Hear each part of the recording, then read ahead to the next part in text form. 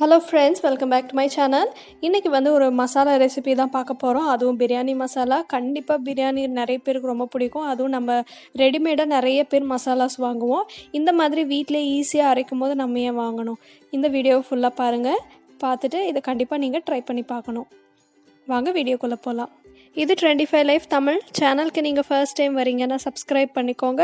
பக்கத்துலேயே இருக்கிற பெல் பட்டனையும் கிளிக் பண்ணுங்கள். புதுசாக வீடியோ போட்டால் உங்களுக்கு உடனடியாக நோட்டிஃபிகேஷனாக காட்டும். தேவையான பொருள் பார்த்துடலாம். நான் ஒரு 10 சிகப்பு காஞ்ச மிளகாய் எடுத்திருக்கேன். உங்களுக்கு வேணும்னா காஷ்மீரி ரெட் சில்லி கூட சேர்த்துக்கலாம், கொஞ்சம் எக்ஸ்ட்ரா கலர் கொடுக்கும்.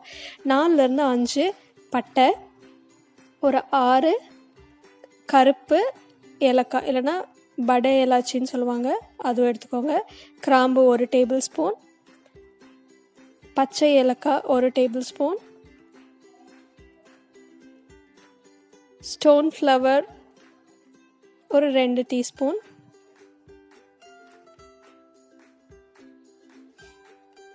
அடுத்து பிளாக் பெப்பர் 1 டீஸ்பூன். இது எல்லாமே நான் வந்து ஒரு பெரிய கப்பில் 1 கப் வர அளவுக்கு நான் வந்து எடுத்திருக்கேன். மேஸ் வந்து ஒரு 4லேருந்து 5. மேஸ்னால் ஜாவித்ரி, ஜாதிபத்ரி அந்த மாதிரி நிறைய பேர் இருக்கும். பே லீவ்ஸ் ஒரு 5,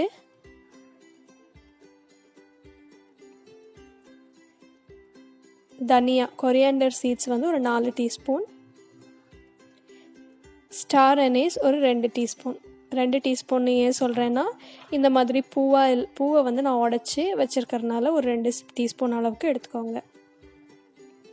இதெல்லாமே கொஞ்சம் ஹார்டாக இருக்கும், மிக்சியில் அரைக்கும் போது அரைப்படாது, அதனால் சின்ன சின்னதாக நான் கட் பண்ணி வச்சுருக்கேன்.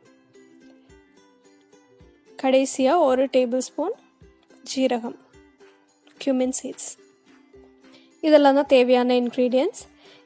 இது நீங்கள் வந்து நான் 1 கப் வர மாதிரி நான் அரைச்சிருக்கேன். உங்களுக்கு வேணும்னா, எது உங்களுக்கு ஸ்ட்ராங்கான ஃப்ளேவர் பிடிக்காது அப்படின்னா நீங்கள் அந்த இதை வந்து கம்மி பண்ணிக்கலாம். ப்ளஸ் வந்து இது நீங்கள் அதிகமாக சாப்பாடில் ஆட் பண்ணணுன்னு அவசியம் இல்லை. 1லேருந்து ஒரு 1.5 ஸ்பூன் நீங்கள் சமைக்கும் போது ஆட் பண்ணாலே ரொம்ப வாசமாகவும் நல்லாவும் இருக்கும். இப்போ இது எல்லாத்தையுமே நம்ம அடுப்பில் ஒரு சிம்மில் வச்சு எல்லாத்தையுமே நல்லா ரோஸ்ட் பண்ணி எடுத்துக்கலாம். நான் மிளகாயோட காம்பு நான் வந்து ரிமூவ் பண்ணல, ஏன்னா அரைக்கிறனால. உங்களுக்கு வேண்டான்னா அதை ரிமூவ் பண்ணிடலாம். எல்லாத்தையும் ஒன்றா போட்டு தனித்தனியாக வறுக்க பாருங்கள். ஒன்றா போட்டு கருக விட்டுற வேண்டாம், ஏன்னா ஒரு பொருளும் ஃபாஸ்ட்டாக சிலது ஃபாஸ்ட்டாக வந்து கருகிரும். ஸோ மற்றதெல்லாம் வந்து இதே மாதிரி ஒரு ட்ரை ரோஸ்ட் பண்ணி எடுத்து வச்சுக்கோங்க. இது வந்து நார்மலாக ஹைதராபாத் பிரியாணி, சிக்கன் பிரியாணி, மட்டன் பிரியாணி எல்லாத்துக்குமே ஆட் பண்ணலாம், ரொம்ப நல்லாயிருக்கும். ப்ளஸ் இது கூட நம்ம மற்ற மசாலாஸும் ஆட் பண்ணுவோம், தனியாக ரெட் சில்லி பவுடர் அதெல்லாம் ஆட் பண்ணுவோம். இது வந்து நம்ம 1 or 2 ஸ்பூன்ஸ் ஆட் பண்ணும் போது உங்களுக்கு அந்த பிரியாணி செய்யும் போது உங்களுக்கு நல்லா வாசமாகவும் இருக்கும், டேஸ்ட்டும் நல்லாயிருக்கும். கடைசியாக நம்ம பட்டை ஏலக்காய் அதையும் நம்ம ஃப்ரை பண்ணி எடுத்துக்கலாம். இது எல்லாத்தையுமே நல்லா ஃப்ரை பண்ணிவிட்டு நீங்கள் ஒரு நல்லா ஆற விட்டு மிக்சியில் நல்லா ஃபைன் பவுடராக அரைச்சிக்கலாம்.